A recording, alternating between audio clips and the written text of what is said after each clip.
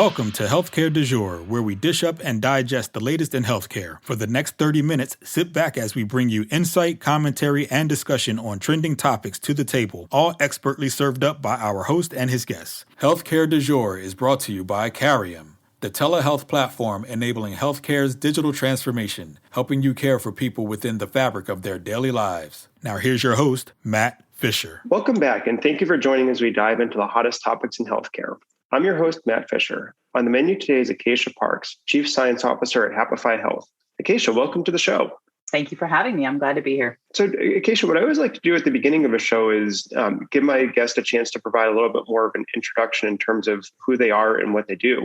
So the floor is yours. Sure. My background is in psychology. I got my PhD at the University of Pennsylvania and actually became a professor at first. But it was as a professor that I met the eventual co-founders of Happify Health, who kind of approached me about this amorphous idea of a product we might be able to make where we take research-based things and turn it into something accessible to the general public.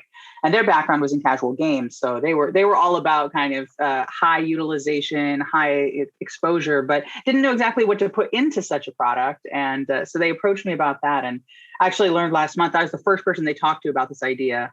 So I was, I guess, the first member of Happify Health. I consulted for them for some time. But my current role, I think back then I was sort of a makeshift product designer, right? I was kind of like figuring out, like, how do we take what research works for people, which is really like kind of the bread and butter of what I do today as well. Is like, I want to understand what research is out there that isn't reaching the general public. And I want to do everything I can to make sure that it reaches the general public. And having come from an academic background and seen so much research of things that work hanging out in the file drawer, real world access and dissemination is kind of the mission of my career. These days at Happify, a lot of what I do is scientific strategy. So it's kind of thinking about, for all of the different things the company is trying to achieve, what are the things they want to be able to say about their products, and what's the research that's needed to demonstrate those things?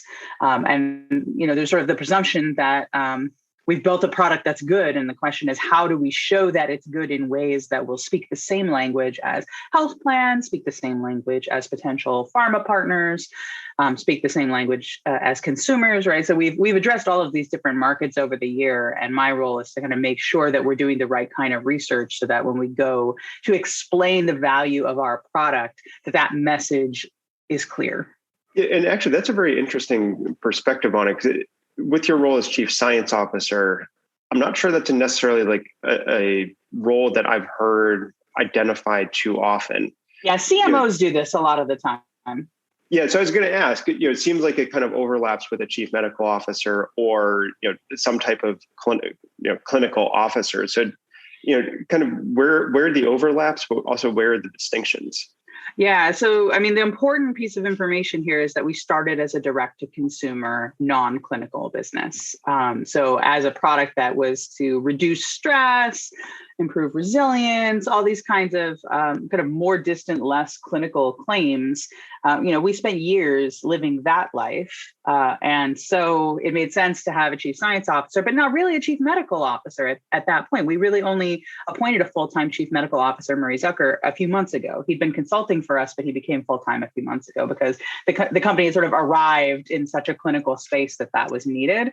So understanding that the clinical part came later, really only about 3 years ago, that we really began working on prescription digital therapeutics, things where we're making claims about managing any kind of disease. All of that is relatively recent, whereas my role is relatively ancient in the lifespan of the company. So we kind of had to, we still had the scientific need, and it didn't make sense to, axe that and start over.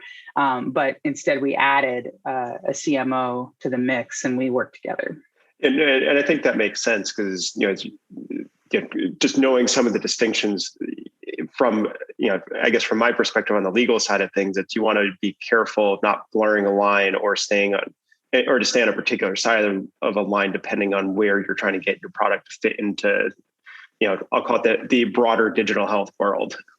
Well, and it's important because I did clinical psychology graduate school, but I did not get licensed. Treating patients is not something that I've done in a full-time capacity ever. So, the more clinical we got, the more it made sense. Like, we need a psychiatrist involved. And his perspective is relevant too. And I know enough to be dangerous, but you sort of grow in the right direction depending on where your company is headed. And in this case, we needed to kind of double down on the clinical aspect. And you'll see all over our org, we're starting to bring in licensed clinicians because that's not me. No, and I think that is definitely very interesting. And I think kind of, bringing in the licensed clinicians certainly pushes you in a different direction. But I actually want to kind of go back to one of the initial kind of statements or kind of concepts that you brought up, that you said, obviously you said you have the psychology background, but the co-founders came from a gaming background. Yes. So I would be very interested to hear, where the alignment is, but then, and hopefully this statement is correct, but with gaming, you're trying to hook people in and, arguably get them to some degree addicted to using your product, your solution. So, Yes. How do you adapt those concepts into a healthcare context? It's a work in progress, but, I would say, yes, the origin story of our company is very much one. For a while, we had the slogan, science meets delight. Right. So it's we're trying to take what we know will help people and that has historically failed to reach them for one reason or another, either because maybe it's too much effort or too complicated for them, or because it never reaches them in the first place. So, the science has some issues. There's this huge gap of 10 years or something from when something is found effective to when it makes it into practice, if it ever does. So taking that problem and trying to solve it using consumer engagement expertise plus gaming expertise. That has always been kind of what we're trying to do in different ways over the years. So it's tricky, but, ultimately, there's always the capacity anytime you're trying to help somebody do something healthy, for example, eating healthy. So this is something I've been thinking about a lot. I use a cool app that helps me track all of my all the things that I eat. And there's a subset of people for whom that becomes obsessive and triggers whatever eating disorder that they might have. And that's not for everybody. There's some small subset of people that overdoes it and it's not healthy. And that's always a concern with anything where you talk about well, we know what makes games addictive and people genuinely get addicted to games. So let's apply that to a healthy behavior. In practice, we don't see that much in mental health though. In part because I think, tracking food means obsessing about food, which is part of an eating disorder. But we haven't really seen that corollary with mental health. It is always a challenge to get people to engage, but you don't see people dying because they're sitting in a chair playing a digital health app. And they forget to eat, right? You hear about this World of Warcraft and these other types of games where people get seriously ill just because they're so addicted to it. I haven't seen it yet. It's not a major dialogue in the space. It's more about how do we really get people engaged? How do we make this a part of people's lives forever? Right. Because that's ultimately what we're trying to do, is not get somebody to use an app for a few weeks, but learn some stuff they're going to keep doing their entire life. And that is massive behavior change. It's very difficult to achieve. Obviously, I think kind of, as you said, start pushing into the discussion around mental health as the target for the kind of the digital health solution. How have you seen either the engagement or the product delivery change, just over the years, but also thinking about probably the past coming up on 2 years now of COVID, given that there have been so many reports of the use of digital health or telemental health, kind of skyrocketing and being seen as a way of providing, to some degree, kind of addressing access issues that have been longstanding and widespread. Yeah, that's a multi-pronged question. Let me see if I can keep it in my head. First of all, I think, one of the things that we have discovered over the past few years, because we did start off as a primarily mental health company, is that mental health is an underlying component of nearly every physical health problem you can imagine. So, if you have diabetes, having poor mental health makes things worse for your diabetes. It's not just that, it's worse for, that you have worse mental health, but that if you have poor mental health, it's difficult to implement complex treatment plans. It's difficult to have the motivation to implement complex treatment plans, to get in to see your doctor. And as a result, you see greater chances of things like, ending up in the ER because the diabetes is poorly treated. And there's corollaries like that for many different health conditions. And COVID just punctuated that, right? Because between COVID and other chronic conditions, now a very large proportion of the world population is dealing with some sort of health something. And self-care is tied to mental health. So there's a place, I think, for mental health to be not just mental health, but really just health.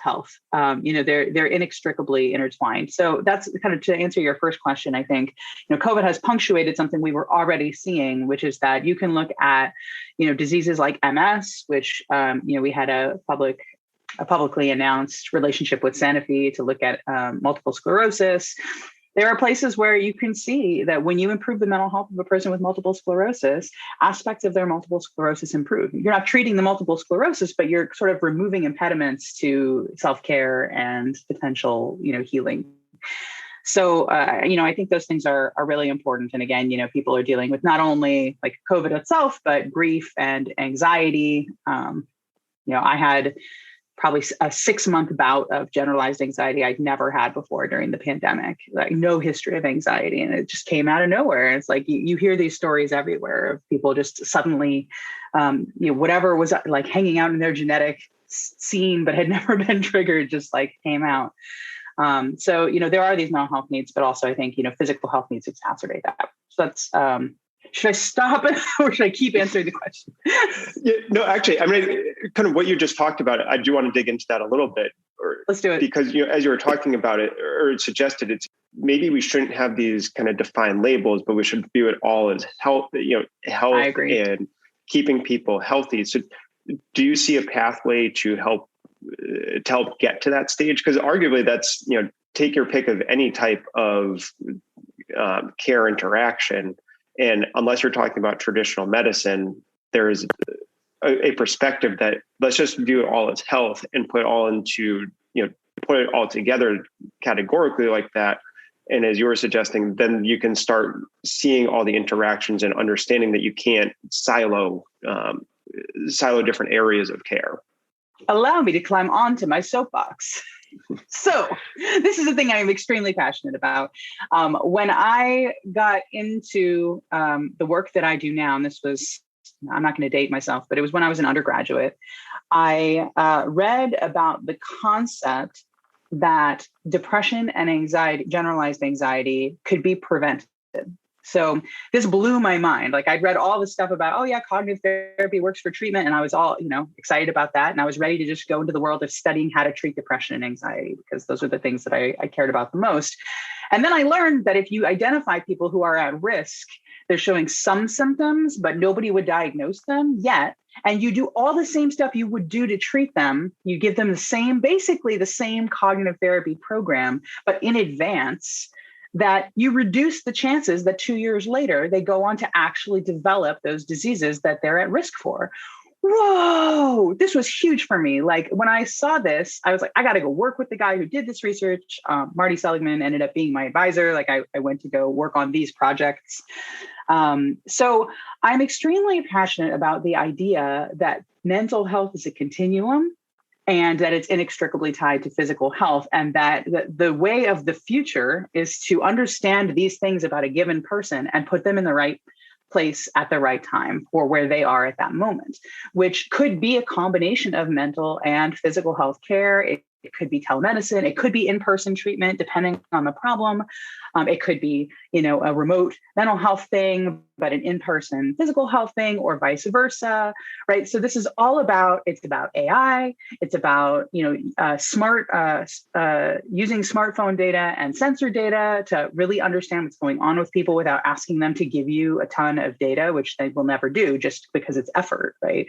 Like, how can we learn passively about what people are doing and where they are, integrate with their health records, all of these things to their benefit, so that they can come in and do some kind of, assessment and then be placed in the right place. And key to this is that this is not just for people with major depressive disorder or multiple sclerosis. It's for people who might be at risk for anything, right?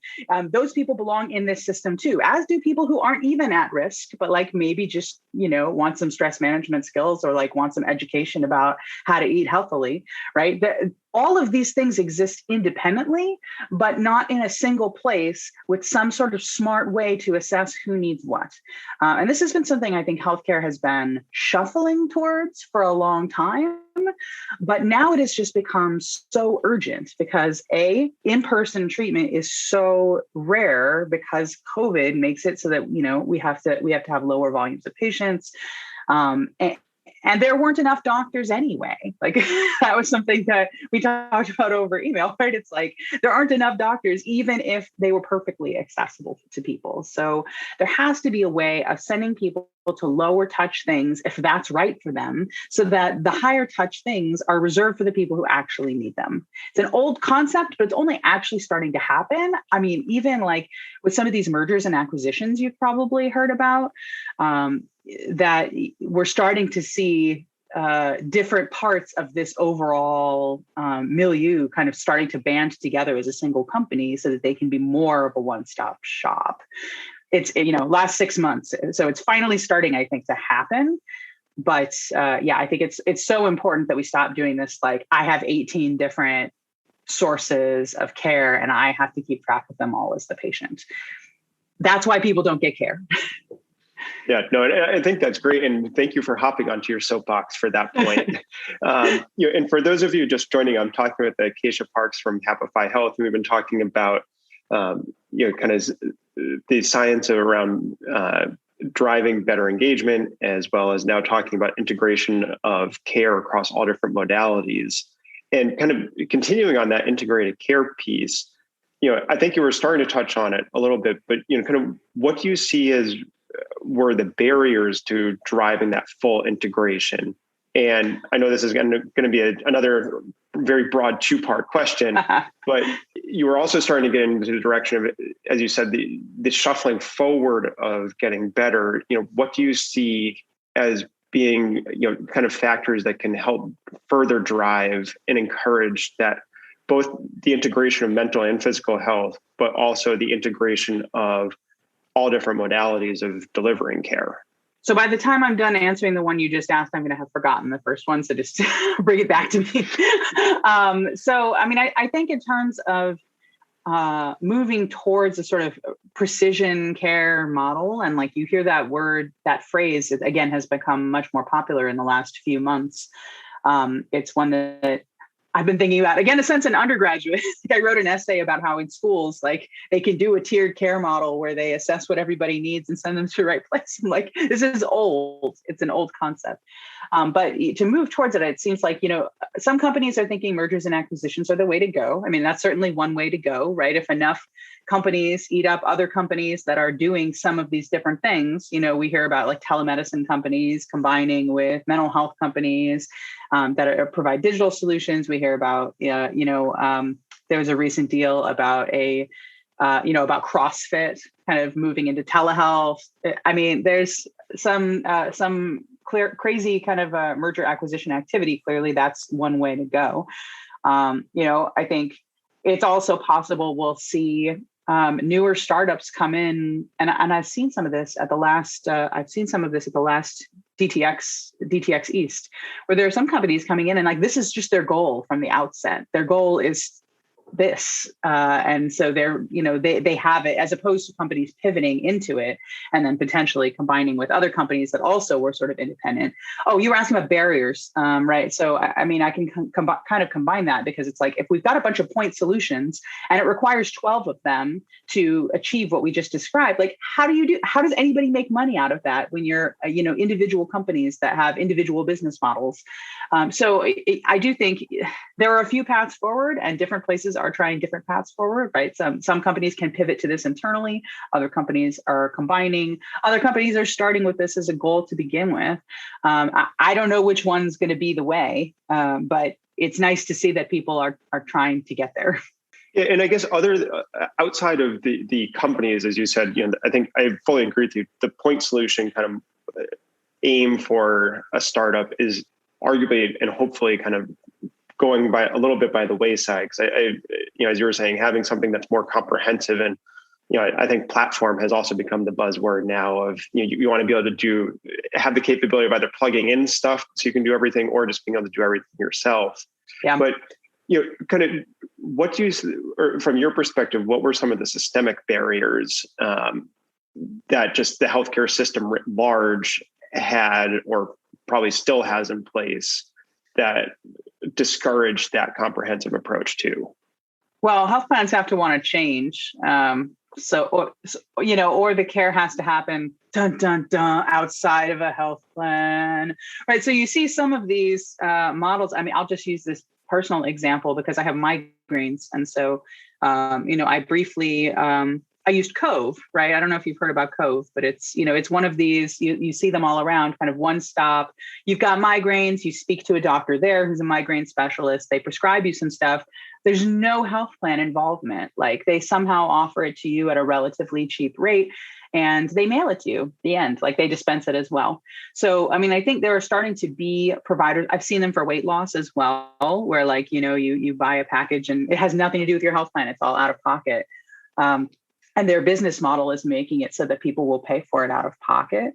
I mean, that's also happening. So I don't know if that's the future, but it's certainly a way that I see companies exploring, because presumably it's hard to enact change in both the FDA and health plans. That said, I mean, I think there's also really concerted work. Our company works with the Digital Therapeutics Alliance, and there's a lot of kind of advocacy work with health plans to just really understand what they're looking for in terms of evidence so that we're ready. But I think everybody's realized that, like, FDA clearance, you don't walk up to a health plan and they're like, okay, come on in.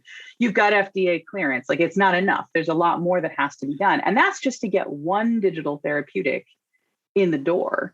Now, once you get into systemic change, that's a whole other deal. So, I mean, it's a long road, to be sure, because startups may respond quickly, but huge organizations are slow to adapt, not because of anything negative about them, just because they're large and what they're doing is working for them. So you really have to show them why they'd be motivated to change. But to that point, I think we have to change how we think about evidence as well, because, from a scientific strategy standpoint, I've been thinking about this a lot. Like, how do we validate an entire group of things that a person is sorted between? And it's not really about the individual efficacy of each, though obviously that's necessary.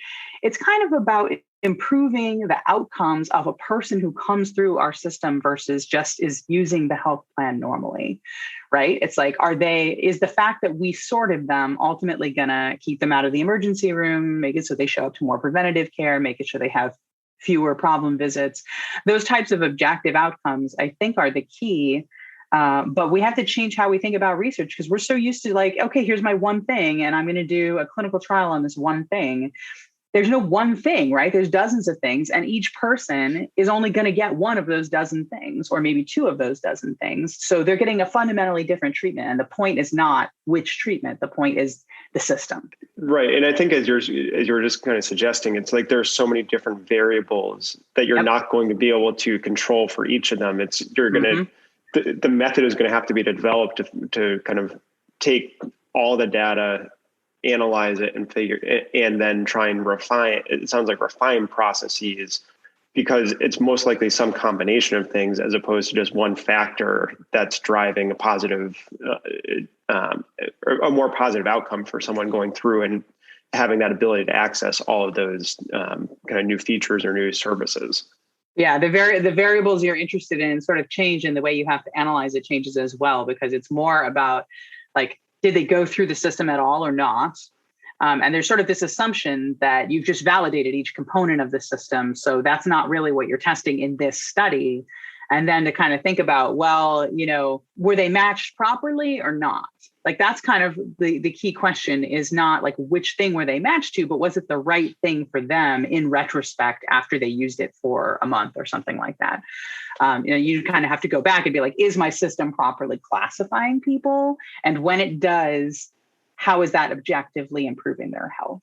But like, that's first of all, that type of research takes, a year or two to do. Right. Because you have to see how people's health plays out. It's not like a short term, I can reduce your depressive symptoms if you just hang out and use my app for 8 weeks or 12 weeks. These are long-term changes. If you're trying to look at percentage of people who end up in the ER, like, that doesn't happen every week, right? That's a thing that happens with long-term poorly managed diabetes or whatever other health condition you're looking at. So these are sort of long-term questions. And that's the hardest thing, is that it's a short-term urgent problem and the answers are long-term. So that's a conundrum. I'm not sure how that will, go forward, other than for certain investors or certain health plans to agree that this is urgent enough that it's worth it to do it together, instead of waiting until it's validated before investing anything into it, because it can't get validated unless somebody invests in it, right? Yeah, there's so many different chicken and the egg problems there. Because as you said, you can't validate if you don't have the investment, but also you probably don't have the timeline to wait for all the evidence to come out before you start pushing it more broadly too. Since, as you suggested, that might be a year or two before you have enough information to start actually. And that's from when you start assessment, right? So like, what about all the planning time, and you've got to develop it? So like, it's years. Yes. Yeah. So believe it or not, we are already almost out of time. So while that gives a lot to think about, I would just like to give, Acacia, give you one last idea to iterate on, which is, what has you most excited for the upcoming year? Honestly, I think we have some pretty exciting things up our sleeve, but I'm also equally excited about some of the companies I see emerging. We all kind of went into our hidey holes during the pandemic, and then, conferences started meeting in person again only recently. And so I went to DTX East, and there were companies there I had never heard of that had popped up just since the last DTX meeting, which was 2 years ago, who have done so much cool stuff and nothing like what we're doing. And like, that's important, because this field needs it needs diversity in people. There are companies looking at, gut biome and like trying to help people understand, ways to improve their gut flora. Like, that is in no way in competition with what we're doing, but it's super cool. And I'm glad it's there. And like, ultimately, I feel like, all of these things could be working together really well. So it's the new stuff, I think, coupled with, I think we're all understanding that we have to adapt to this, the global health situation that we're in, and the existing companies are doing that. And I'm excited to see that play out, but I'm equally excited to see these new companies that are emerging with just cool, totally out of the box ideas that were born in the pandemic, right? It's like what I was saying before. It's like there are companies pivoting that pre-existed, and there are companies that only exist because they saw a gap during the pandemic and they were created with that in mind. I think both of those are super cool. So I think that in a year or two, there are going to be aspects of digital health that we never anticipated that make the field much more rich. And for me, it's like opening a present at Christmas. Just kind of, whoa, there are people doing this. How cool. New ways to monitor people's physical health, for example. These sort of like wearables are getting cooler and cooler. So for me, it's like the technology that lets us understand more about people, because ultimately that's going to feed into this precision care concept even more. Like, there was this deal with 23andMe for, kind of precision medicine that happened recently. Like, okay, so genetics, gut biome, better wearables, these are all things that contribute to that data, that algorithm that needs to happen to understand where a person should be placed. And like, no individual one's going to be the answer. But if I'm thinking ahead to things combining or being combined in some way, that's very exciting. Yeah, no, I agree. I think as you said, as everyone keeps coming out of the hibernation from the pandemic and you get to see all these new ideas coming out, it's going to be great. But as I said, believe it or not, we are already out of time. So I want to thank my guest at Acacia Parks for a great conversation today. Thank you. And thank you to everyone listening. Keep the dialogue going and connect with me at #HCDEJURE. I'm Matt Fisher. Until next time.